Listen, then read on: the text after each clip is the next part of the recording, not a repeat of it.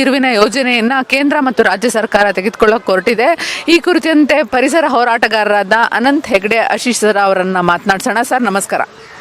ನಮಸ್ತೆ. ಈಗ ಪಶ್ಚಿಮ ಘಟ್ಟದಲ್ಲಿ ಬಹಳಷ್ಟು ಯೋಜನೆಗಳು ಬಂದು, ಬೃಹತ್ ಯೋಜನೆಗಳು ಬಂದು ನಮ್ಮ ಇಡೀ ಅಲ್ಲಿಯ ಪರಿಸರ ತಲ್ಲಣ ಆಗೋಗಿ ಮಾಡಿದೆ. ಅಲ್ಲಿಯ ವನವಾಸಿಗಳು, ಮೀನುಗಾರರು, ರೈತರು, ಎಲ್ಲರೂ ಜನಗಳು ಬಹಳಷ್ಟು ಒಂದು ರೀತಿ ಭಯಭೀತರಾಗುವಂಥ ಪರಿಸ್ಥಿತಿಗೆ ಬಂದಿದೆ. ಒಂದು ಕಡೆಗೆ 9 ಡ್ಯಾಮ್ಗಳಿದ್ದಾವೆ, ಕೈಗಾಣು ಸ್ಥಾವರ ಇದೆ, ನೌಕಾನೆಲೆ ಇದೆ, ಬಂದರು ಯೋಜನೆ ಇದೆ, ಶರಾವತಿ ಟೇಲ್ ರೇಸ್ ಇದೆ, ಶರಾವತಿ ಲಿಂಗನಮಕ್ಕಿ ಇದೆ, ತುಂಗಾ ಮತ್ತು ಭದ್ರಾಕ್ಕೆ ಡ್ಯಾಮ್ಗಳಿದ್ದಾವೆ. ಆಚೆ ಕಡೆಗೆ ಮೈನಿಂಗ್ ಆ್ಯಕ್ಟಿವಿಟೀಸ್ ಇದೆ. ಕೆಲವು ಮೈನಿಂಗ್ಗಳನ್ನು ಹೋರಾಟದಿಂದ ನಿಲ್ಲಿಸಿದ್ದೇವೆ. ಮತ್ತು ಈಗ ಬೇಡ್ತಿ, ಅಘನಾಶಿನಿ ಮತ್ತು ಶರಾವತಿ ಈ 3 ದೊಡ್ಡದಾದಂಥ ಯೋಜನೆಗಳು. ಬೇಡ್ತಿ ಅಘನಾಶಿನಿ ನದಿ ತಿರುವು ಯೋಜನೆಗಳು, ಅದು ಶರಾವತಿದು ಪಂಪ್ ಸ್ಟೋರೇಜ್ ಜಲವಿದ್ಯುತ್ ಯೋಜನೆ. ಇದು 3ಕ್ಕೂ ಬಹಳ ದೊಡ್ಡ ಪ್ರಮಾಣದಲ್ಲಿ ಜನ ಎದ್ದು ಹೋರಾಟವನ್ನು ಮಾಡ್ತಾ ಇದ್ದಾರೆ.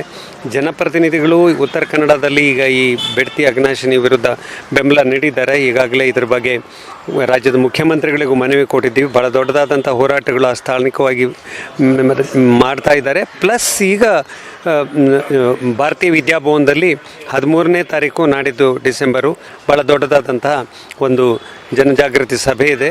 ಅಲ್ಲಿಗೆ ಉಲ್ಲಾಸ್ ಕಾರಂತ್ ಅವರು ಬರ್ತಾರೆ, ಡಾಕ್ಟರ್ ಟಿ ವಿ ರಾಮಚಂದ್ರ ಅವರು ಬರ್ತಾರೆ, ನಾನು ಮತ್ತು ಇನ್ನು ಅನೇಕ ಪರಿಸರ ವಿಜ್ಞಾನಿಗಳು, ಹೋರಾಟಗಾರರು ಅದರಲ್ಲಿ ಭಾಗವಹಿಸ್ತಾ ಇದ್ದೇವೆ. ಪೂಜ್ಯ ಸ್ವರ್ಣವಲ್ಲಿ ಸ್ವಾಮೀಜಿಯವರು ಇದರ ಘನ ಅಧ್ಯಕ್ಷತೆಯನ್ನು ವಹಿಸ್ತಾರೆ. ಈ ಒಂದು ಸಭೆ ಬೆಂಗಳೂರಿನಲ್ಲಿ ಈ ಬಗ್ಗೆ ಜಾಗೃತಿ ಉಂಟು ಮಾಡೋ ದೃಷ್ಟಿಯಿಂದ ಮಾಡ್ತಾ ಇದ್ದೇವೆ.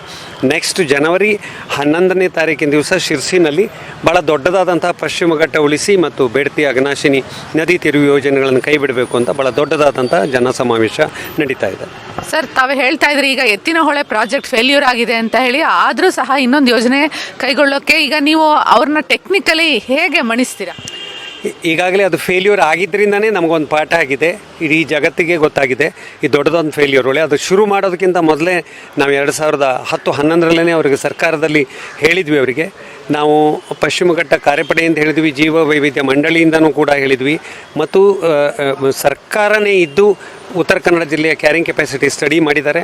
ಉತ್ತರ ಕನ್ನಡ ಜಿಲ್ಲೆಯಲ್ಲಿ ಮತ್ತು ಇಡೀ ಪಶ್ಚಿಮ ಘಟ್ಟದಲ್ಲಿ ಮೈನಿಂಗ್ ಅದರದ್ದು ಅನಾಹುತಗಳು ಏನು ಅನ್ನೋದ್ರ ಬಗ್ಗೆ ಸರ್ಕಾರಕ್ಕೆ ವರದಿಯನ್ನು ಕೊಟ್ಟಿದ್ದೇವೆ. ವೈಜ್ಞಾನಿಕ ವರದಿಗಳು ಸರ್ಕಾರದ ಕೈಯಲ್ಲೇ ಇದೆ.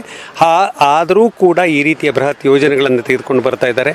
ಅಲ್ಲಿ ಈಗಾಗಲೇ 20,000 ಕೋಟಿ ಖರ್ಚಾಗಿದೆ. ಇದಕ್ಕೆ ಒಂದು ಕಡೆಗೆ 15,000 ಕೋಟಿ, ಇನ್ನೊಂದು ಕಡೆಗೆ 23,000 ಕೋಟಿ ಇದೆ ಈ ನದಿ ತಿರುವು ಯೋಜನೆಗಳ ಬಗ್ಗೆ. ಅದರ ಇನಿಷಿಯಲ್ ಸ್ಟೇಜ್ನಲ್ಲಿ ಅಂದರೆ DPR ಮಾಡುವಂಥ ಸಂದರ್ಭ ಈಗ ಬಂದಿದೆ. ಅಂಥ ಸಂದರ್ಭದಲ್ಲೇ ಕೇಂದ್ರ ಮತ್ತು ರಾಜ್ಯ ಸರ್ಕಾರಗಳ ಮೇಲೆ ನಾವು ಒತ್ತಡವನ್ನು ಹಾಕಿ ಹೋರಾಟವನ್ನು ನಡೆಸಿ ನ್ಯಾಯಾಲಯಗಳಿಗೆ ಹೋಗಿ ಜನಜಾಗೃತಿಯನ್ನು ಉಂಟು ಮಾಡಿ ಜನಪ್ರತಿನಿಧಿಗಳು, ಧಾರ್ಮಿಕ ಮುಖಂಡರುಗಳನ್ನು ಇಟ್ಕೊಂಡು ಭಾಳ ದೊಡ್ಡದಾದಂಥ ಹೋರಾಟವನ್ನು ಮಾಡ್ತೀವಿ. ಇಡೀ ಪಶ್ಚಿಮ ಘಟ್ಟದ ನದಿ ಕಣಿವೆಗಳು ಸತ್ತೋದರೆ ಇಡೀ ದಕ್ಷಿಣ ಭಾರತದ ಆಹಾರ ಸುರಕ್ಷತೆ ಮತ್ತು ಜನಜೀವನ ಇಡೀ ಭಾಗಕ್ಕೆ ತಲ್ಲಣ ಆಗುತ್ತೆ. ಹಾಗಾಗಿ ಇದು ದೊಡ್ಡ ಪ್ರಮಾಣದಲ್ಲಿ ಮನುಷ್ಯನ ಜೀವಿಸುವ ಹಕ್ಕಿಗೆ ಭಂಗ ಬರ್ತದೆ ಅನ್ನುವಂಥದ್ದು ಇತ್ತೀಚಿನ ಒಂದು ಅಧ್ಯಯನಗಳು ಮತ್ತು ವರದಿಗಳು ಸರ್ಕಾರಗಳಲ್ಲಿ ಹೇಳುವಂಥದ್ದಷ್ಟೇ ಅಲ್ಲ, ನ್ಯಾಯಾಲಯದಲ್ಲೂ ಇದರ ಬಗ್ಗೆ ಹೇಳ್ತಾ ಇದ್ದೇವೆ. Thank you sir.